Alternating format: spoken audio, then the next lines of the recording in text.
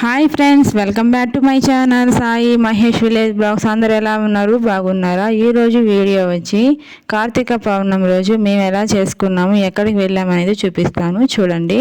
మేము ఇంటికాడ నుంచి మార్నింగ్ 5కి లేసి అయితే బయలుదేరామండి సముద్ర స్నానం కోసం. మేము వచ్చేటప్పటికే చాలామంది జనాభా అయితే ఉన్నారు అక్కడ. చూడండి మీరు కూడా. వీళ్ళు కూడా ఇక్కడైతే పూజ అయితే చేసుకుంటున్నారు. వీళ్ళు పూజ కంప్లీట్ అవ్వకముందే నీళ్ళు అయితే వచ్చి మునిగిపోయాయండి. ఇక్కడైతే సాములు కూడా పూజ చేసుకుంటున్నారు. చూడండి మీరు కూడా. వీళ్ళన్నా హారతి ఇచ్చినా కన్నా నీళ్ళు వచ్చాయి. వాళ్ళ పూజ కంప్లీట్ అవ్వకముందే నీళ్ళు వచ్చేసేయండి. ఇక్కడైతే మేము కూడా సముద్ర స్నానం చేసి వచ్చి అయితే మట్టితో అయితే శివుడిని అయితే చేస్తున్నాను. చూడండి, మన చేతుల్లో మనమే స్వయంగా శివుని తయారు చేసి పూజ అయితే చేసుకోవాలంట. నేనైతే ఎప్పుడు వెళ్ళలేదండి, ఇప్పుడే వెళ్ళాను. చూడండి, ఇందా చెప్పాను కదండి నీళ్ళు వచ్చాయని. మా దగ్గర కూడా జస్ట్ అలా వచ్చి అయితే అయిపోయాయి. ఇంతవరకు ఎప్పుడు వెళ్ళలేదండి నేను, ఇప్పుడే వెళ్ళడము. ఇలా చేస్తారని కూడా నాకు తెలియదు. పక్కన మా అక్క వాళ్ళు అయితే చేస్తుంటే వాళ్ళని చూసి అయితే చేశాను. నేను ఎలా చేశాను, బాగుందా లేదా అనేది నాకు కామెంట్ సెక్షన్లో అయితే కామెంట్ చేయండి. ఇంకైతే శివుడిని అయితే తయారు చేసేసాము. ఇంకైతే ముగ్గు అయితే పెట్టేస్తున్నాను. చూడండి.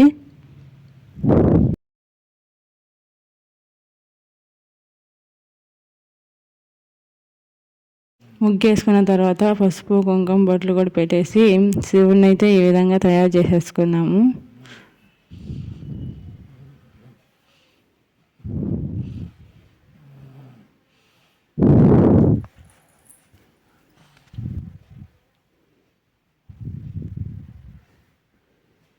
సముద్రం దగ్గర మేమైతే ఈ విధంగా అయితే పూజ అయితే చేసుకున్నామండి. మాలాగా మీరు ఎవరైనా చేస్తుంటే నా కామెంట్ సెక్షన్లో అయితే కామెంట్ చేయండి. ఇది 4వ మైల్ మైపాడ్ బీచ్ అండి. చూడండి, మేము మార్నింగ్ 5కి అయితే బయలుదేరాం. అప్పుడైతే చీకటిగా ఉన్నింది. ఇప్పుడైతే చూడండి ఎంత ఎండగా ఉందో. మేము ఇంటికి వెళ్ళేటప్పుడు 10 అయితే అయ్యిందండి. మేము ముందు రోజే 360 ఒత్తులు అయితే తయారు చేసుకున్నాము. సముద్రం పక్కనే శివుడు గుడి అయితే ఉన్నింది. అక్కడికైతే వెళ్ళి దీపం అయితే పెట్టేశాము.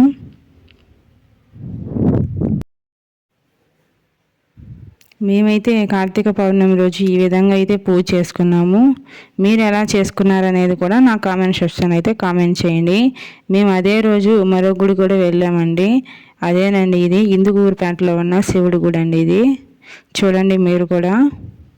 ఇక్కడ గుడి చుట్టూ అయితే శివలింగాలు అయితే ఉన్నాయండి. ప్రతి శివుడి పైన ఒక్కొక్క కొండ అయితే ఉంది.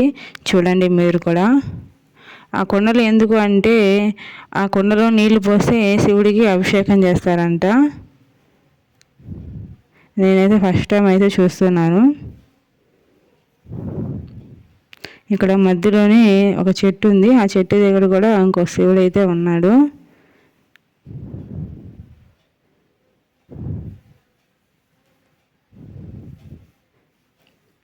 ఇక్కడైతే ఒక దగ్గర కొండలన్నీ తగిలించి పెట్టున్నారండి. ఆ కొండలు ఎందుకు అంటే ఇప్పుడు కార్తీక మాసం కాదండి, ప్రతిరోజు అందరూ వాటిలో దీపాలు చేస్తారంటే ఇవేనండి. ఈ వీడియో నచ్చినట్టయితే నా ఛానల్ని సబ్స్క్రైబ్ చేసుకోండి.